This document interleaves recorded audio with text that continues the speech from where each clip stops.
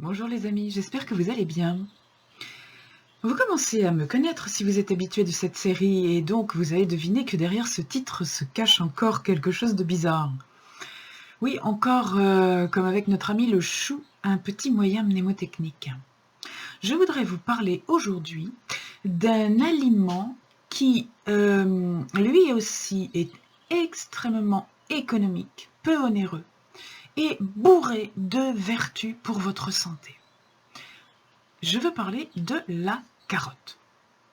Alors, la carotte, tout le monde connaît les carottes, ce sont ces racines de couleur orange. Et je parle préférentiellement des carottes oranges, pas des jolies carottes qui peuvent servir à décorer un plat et qui sont de toutes les couleurs. Et pourquoi est-ce que j'insiste sur l'orange de la carotte? Parce que ce qui est très intéressant dans la carotte, comme l'indique notre titre, c'est le A. Le A de carotte qui nous rappelle la vitamine A. La vitamine A ou bêta-carotène, c'est ce qui donne à la carotte sa couleur orange. Mais pas seulement à la carotte d'ailleurs, il y a d'autres légumes de couleur orange qui contiennent aussi ce bêta-carotène. Pourquoi est-ce que ce bêta-carotène est si intéressant? Bien parce que c'est d'abord un très fort antioxydant et qu'il a des effets sur beaucoup de choses dans notre organisme. La carotte est connue pour ses effets sur la vision, particulièrement la vision nocturne, mais aussi la vue en général. Elle ralentit les effets de la cataracte, elle donne une meilleure vue plus longtemps. Si on mange régulièrement des carottes, eh bien on aura une vue plus longtemps. Peut-être pas la cuisse rose, ça je ne peux pas vous le promettre, mais le fait que la carotte donne la cuisse rose n'est pas non plus complètement une légende. Vous avez peut-être eu des enfants et vous les avez peut-être alimentés dans les tout premiers temps où ils mangeaient des légumes avec des carottes. Et si vous avez fait ça, vous avez vu que votre petit poupon prenait une couleur de peau orangée. Il était bronzé à la carotte, le bronzage carotte. Alors la carotte aide au bronzage parce que la carotte est aussi un filtre anti-UV. C'est une protection de la peau, donc si vous mangez des carottes, votre peau va être protégée contre les UV du soleil. Si vous mangez des carottes, vous allez avoir un plus joli teint. Vous allez avoir une peau qui va moins se tacher, et ça c'est valable notamment à partir d'un certain âge, vous savez ce qu'on appelle les taches de vieillesse, qui sont en fait des grosses taches de rousseur. Eh bien, la carotte va vous aider à limiter ces choses-là. La carotte contient aussi du phosphore, un petit peu de fluor. Et à ce titre, on dit que la carotte est bonne pour les dents et pour les gencives, tout particulièrement lorsqu'elle est mangée crue, pour diverses raisons. Lorsqu'elle est mangée crue, lorsque vous mâchez de la carotte crue, eh bien vous baignez vos dents et vos gencives de jus de carotte, ce qui travaille contre la plaque dentaire, et ce qui travaille à la santé de vos gencives comme antidéchaussant. Le fluor pour vos dents, le fluor naturel contenu dans la carotte et pas rajouté dans l'eau. Bien sûr, on sait aussi que la carotte a des effets sur la solidité osseuse et elle contient un peu de cette vitamine dont on parlait déjà la dernière fois avec le chou, cette vitamine B9. La vitamine B9 qui est l'acide folique parce qu'en temps normal, il se trouve plutôt dans les légumes feuilles. Mais il y en a aussi dans la carotte. Alors, dans la carotte, santé de la peau, santé des cheveux, santé des ongles, antioxydants, donc protection, probablement également anticancéreuse, comme on l'a beaucoup entendu dire. La carotte régule aussi le fonctionnement des intestins. Alors, elle peut le réguler en étant antidiarrhéique ou au contraire en facilitant le transit lorsqu'il y a constipation. C'est ce qui est formidable avec la carotte, c'est qu'elle marche dans les deux sens. Maintenant, comment faut-il la manger? Préférentiellement, comme la plupart des légumes, je vous recommande de la manger crue. Pourquoi? Parce que quand on la cuit, elle perd une partie de ces vitamines bénéfiques.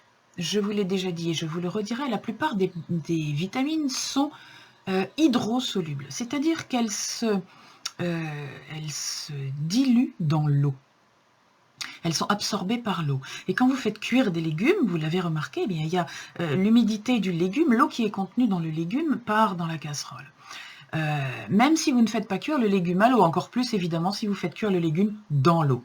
Mais même si vous faites braiser les carottes ou des légumes, quels qu'ils soient, l'humidité du légume va se déposer dans le fond de la casserole et les vitamines vont partir avec cette eau du légume.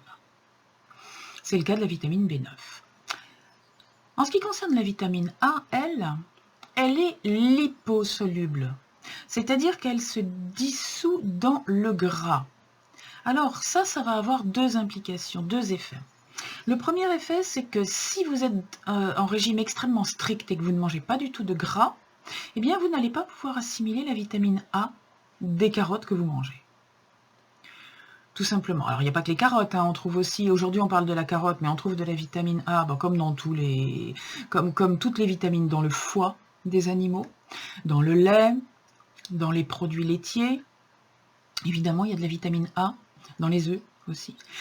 Mais tout ça, si vous ne mangez pas de gras du tout, si vous êtes dans un régime extrêmement strict pour diverses raisons médicales ou de régime amaigrissant, pas de gras, pas de vitamine A. Donc, même si vous faites un régime très strict, pensez à manger quand même un tout petit peu de bon gras, pas en grande quantité, de ne pas vous rendre malade, mais un tout petit peu de bon gras pour permettre à la vitamine A de se dissoudre. Ça veut dire aussi que lorsque vous allez faire par exemple des carottes râpées, vous dites « Ah ben moi je les mange crues, je les mange râpées en vinaigrette ». La vinaigrette contient du gras. Donc le gras de la vitamine A, la vitamine A va partir dans le gras de la vinaigrette, va partir dans l'huile de la vinaigrette. Donc vous allez manger votre vitamine A dans la vinaigrette, sauf si la vinaigrette reste dans le plat. Donc lorsque vous faites des carottes en vinaigrette, ne mettez pas une quantité industrielle de vinaigrette de façon à ce que la vinaigrette, vous la mangiez aussi. Vous mangiez la vitamine A dans l'huile de la vinaigrette et qu'elle ne reste pas dans le fond du plat ou du saladier. Voilà, ça c'est important. Votre vitamine A, elle part dans le gras. Votre vitamine B9, elle part dans l'eau. Ce qui veut dire que votre carotte, si vous voulez bénéficier de la vitamine A et de la vitamine B9, le mieux c'est de la manger crue, accompagnée peut-être de quelque chose d'un petit peu gras, accompagnée d'une vinaigrette, voilà. Simplement d'une cuillerée d'huile d'olive. On résume. Ce qui est important dans la carotte, c'est le bêta-carotène, la vitamine A, qui est bon pour tous les téguments, qui est bon pour tous les fanères, les cheveux, les ongles, qui est bon pour la peau, qui est bon comme protecteur anti-UV, qui est bon pour la vue. Et puis, phosphore, fluor, pour les dents. Mangez vos petites carottes crues, éventuellement coupées en fines lanières si vous avez peur de vous casser les dents. Trempez-les, pourquoi pas, dans un yaourt aromatisé avec quelques gouttes de jus de citron, des fines herbes, de l'ail dont on chantera peut-être les vertus dans une prochaine vidéo, ou quelques échalotes.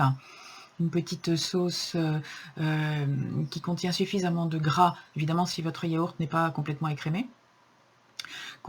Suffisamment de gras pour permettre de diluer la vitamine A. Régalez-vous avec des carottes ou mangez tout simplement une carotte crue, comme les lapins. Vous allez travailler à votre santé. Et pour 3 fois rien, parce que ça ne coûte rien. Bon appétit!